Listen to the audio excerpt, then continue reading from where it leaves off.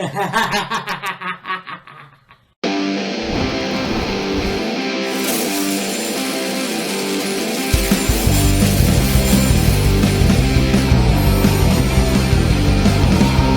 said, she'll take me anywhere, she'll take me anywhere, as long as she stays with me.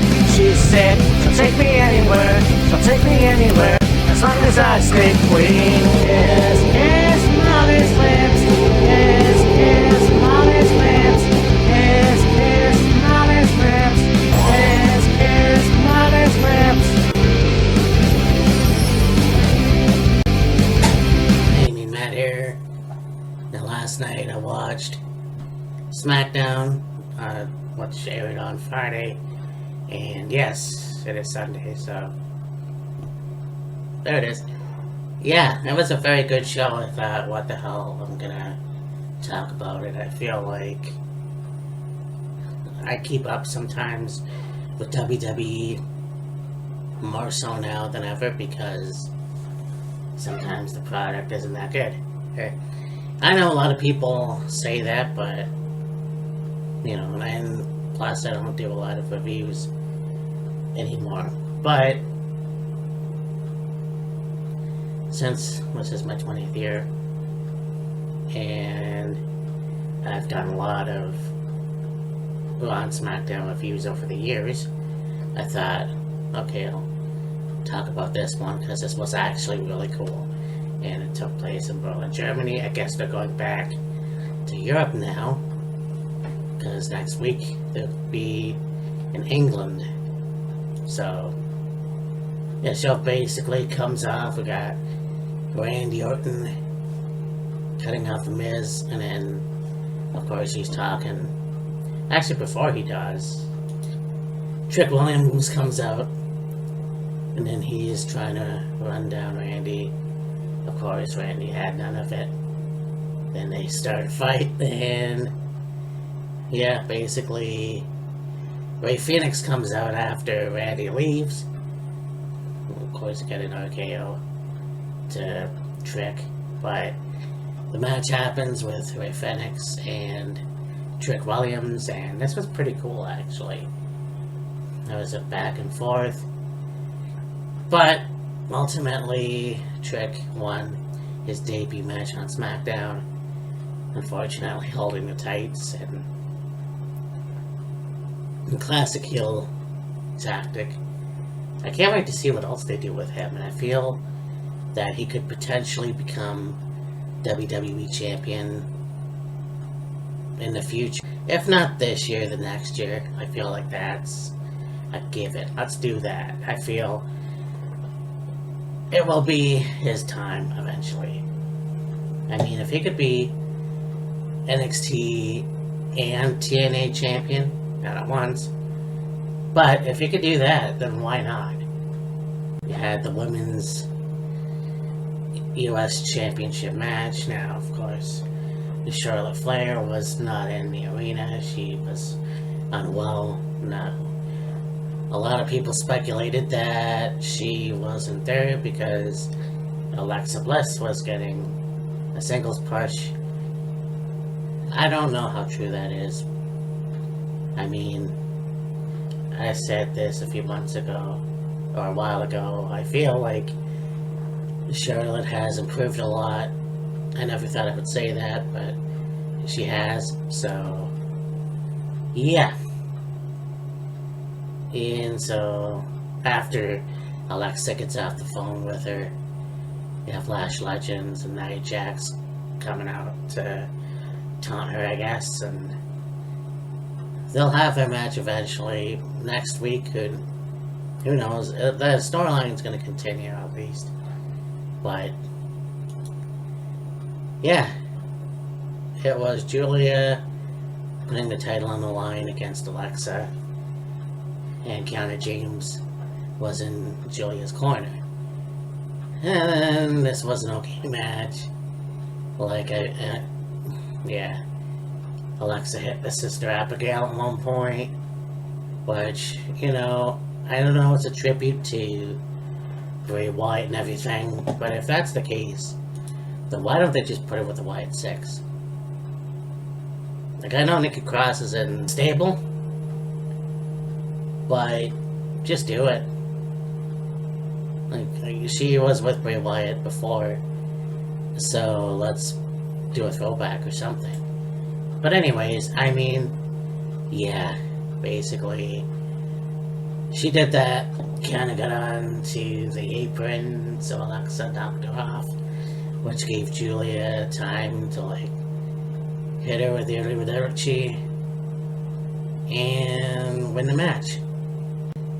It was Nia who distracted Alexa, then of course that Arrivederci, and then Julia retained the title.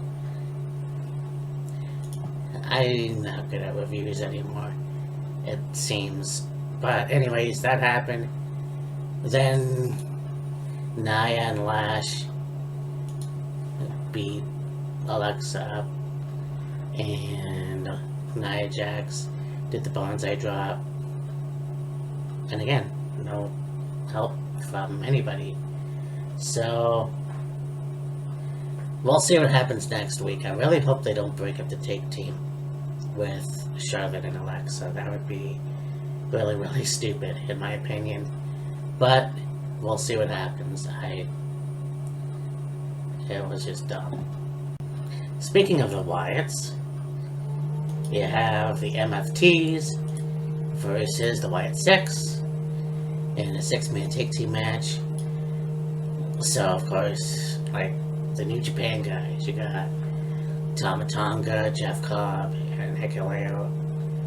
MFTs, I'm assuming that's motherfucking Tongas, I have no idea. But anyways, so this match was awesome. You had a standoff with Eric Rowan and Hikuleo, so I thought that was pretty cool. But it kind of just fell apart.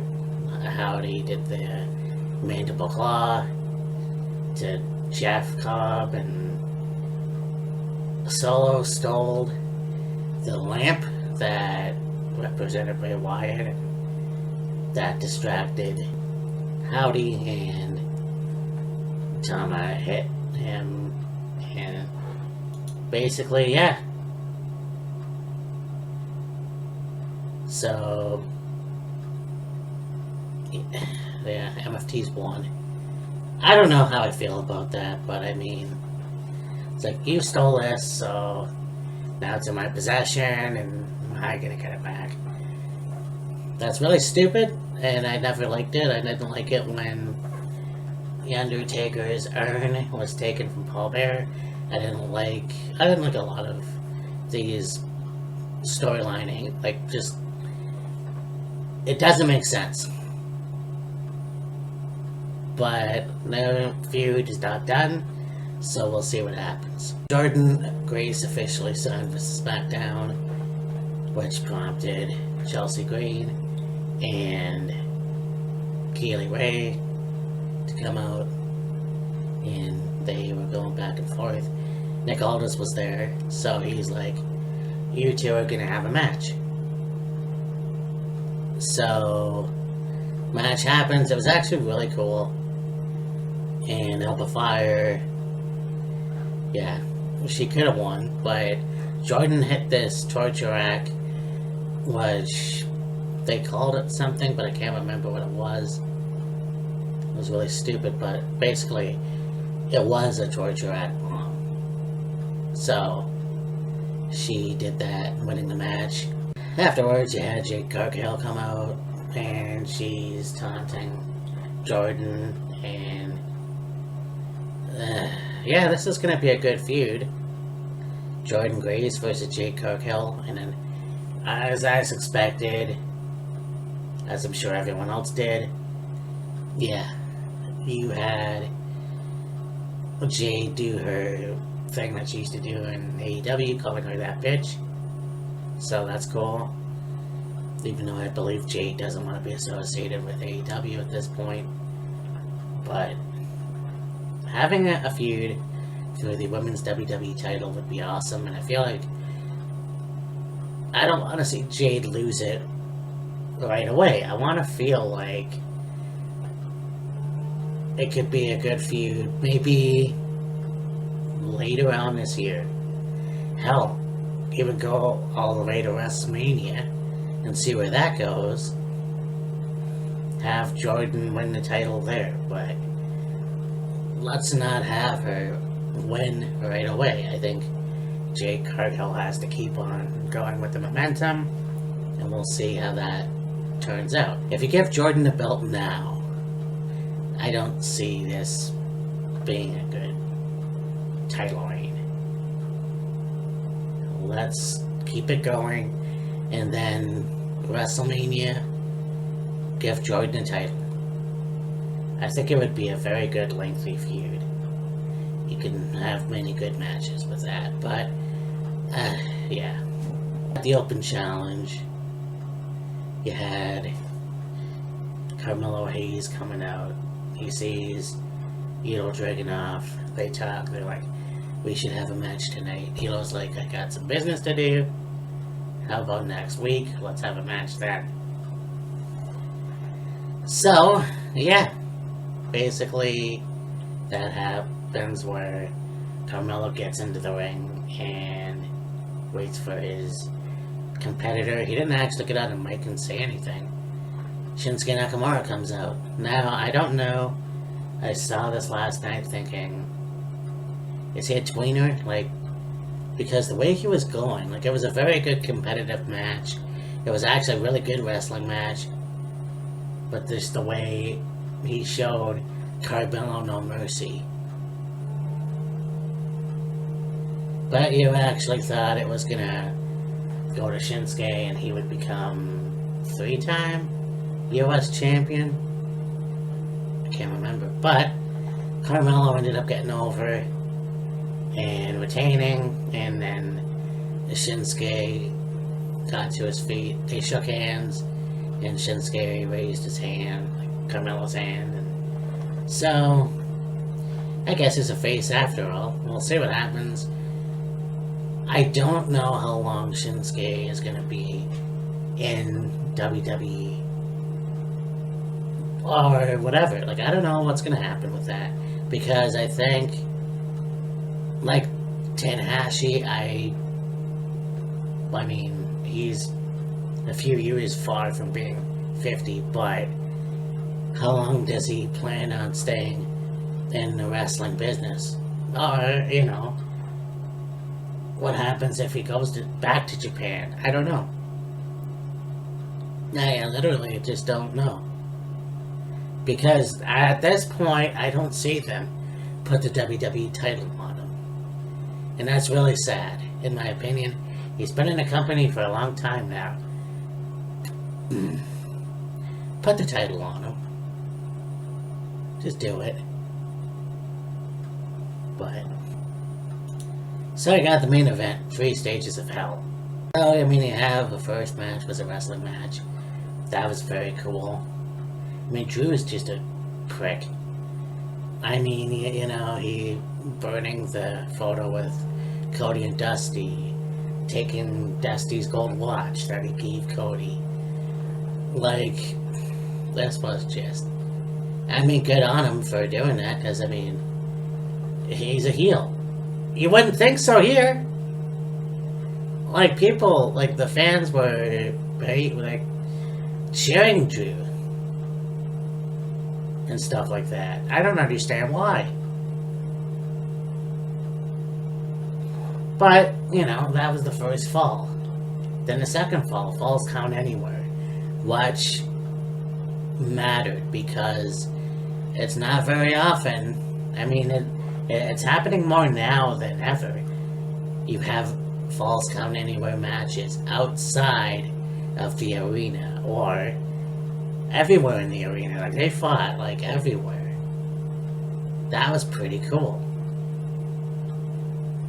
You know. So, Drew won the first fall, Cody won the second fall, and then you had the steel cage match. And that match was awesome. I mean, you know, they just pulled out all the stops. It was very cool. And I mean, there was, yeah, they didn't get bloodied up a lot.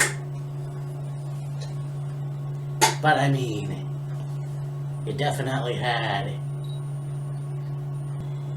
Cody Rhodes for the first time hit a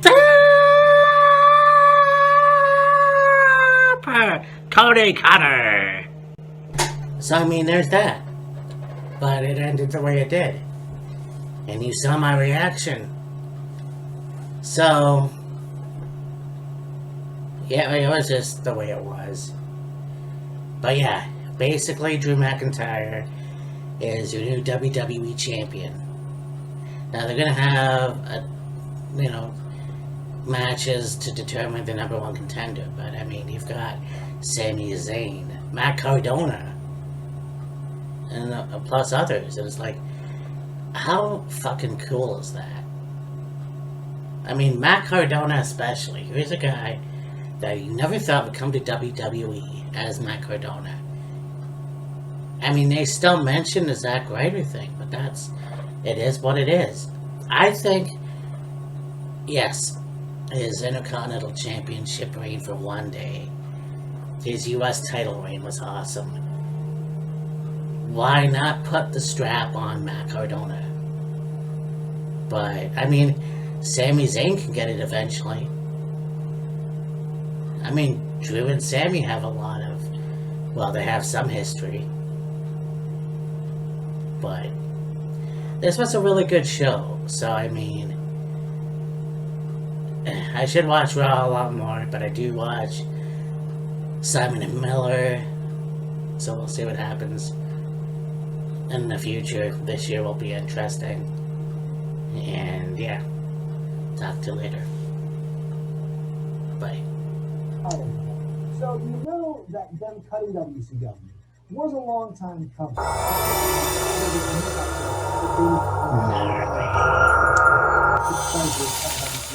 don't think that's the case at all. If you look at some of his earlier interviews,